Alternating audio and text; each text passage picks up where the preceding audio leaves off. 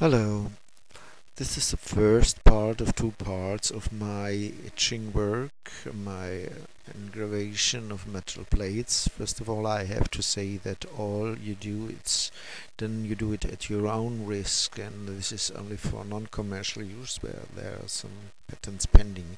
I used zincated iron plates. Could use this plate with the zinc layer, but normally I will put away this zinc layer using some hydrochloric acid. Be careful, use gloves and glasses and make it outside. And solution is about 10 or 20% of hydrochloric acid in water, and so I will get rid of this zinc layer, and this should be made outside. And there I have my toys. It's some protecting liquid, pencils, a needle, and some knife and wax crayon, which I will use to protect the parts which will not be etched. There you see the painting with this protecting liquids or waxes over the iron surface, which later will be etched, so that the parts which are not painted will be etched. I also make some fine lines in this protected areas with engravation needle, as usual in this technique. There I have the etching bath. It's just the box which normally is used to conserve some fish, and I use it for etching. There you see a red, which will be the cathode, the minus pole, and just laying inside this box. And the bottom of this box now there lies the protected, the painted iron plate just connected. This will be later the anode, the plus pole, and there we have both the anodic iron plate and the cathodic red. Be careful that they don't touch each other. You could should be a good connection, a good soldered connection from the wire here to the cathodic red, and also the plate has to be a good contact. Here I'm holding the wire with some tape and a magnet. I don't have to solder it because it has to be removed. There we have both cathode and anode. The bath, for bath I use a solution of sodium chloride in water, about 5% or so. Now we are etching. You see at the cathode you could measure the evolution of hydrogen. This should be made outside because hydrogen is can burn. I also measure the temperature of the bath, and of course I measure the time, the etching time, and it's usually to measure the current, the etching current, if you want.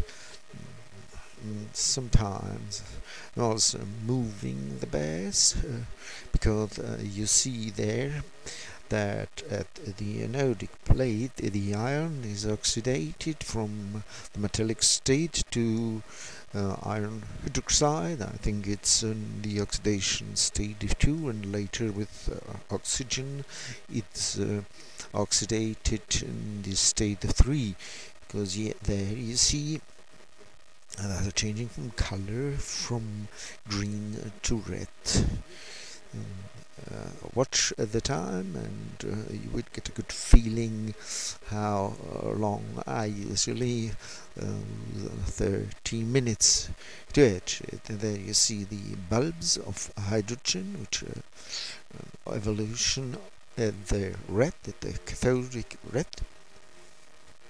If you measure the evolution of hydrogen like it's shown here, then you can calculate the amount of iron which is oxidated, and also of course the current, if you like it. The temperature normal is rising about 5 degrees of Celsius, and watch it carefully. It should be not more than 30 degrees, otherwise the protecting paint will be melted.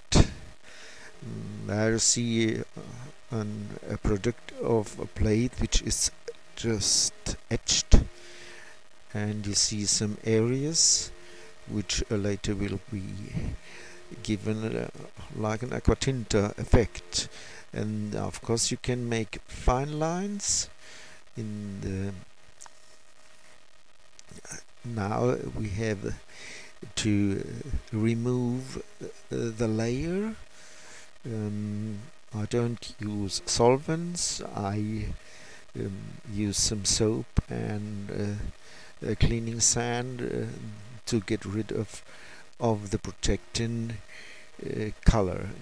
There you see the plate without the protection, but it is iron and it's rapidly oxidized the oxygen, and therefore you have to protect it. I protect my plates galvanizing the plates. Sometimes I galvanizate before etching to get other effects. For example, this is a galvanization of zinc and copper. I also galvanizate my plates with nickel, or a mixture with stannum and copper and nickel to give them some alpaca. There is a plate protected with copper, but copper also is oxidized in the air, so it's better to protect the plates with zinc, but they look nicer, of course, with copper. There you see a plate which is protected with zinc, and I use to give it a shine, I use some ethanol, and therefore can this color. There you see the zincated plates and fine lines and some areas which will give a kind of a natural aquatinta. If you want to see more, then you're invited to go to my homepage. In the next video I will show how to print this plate. Thank you for listening. Goodbye.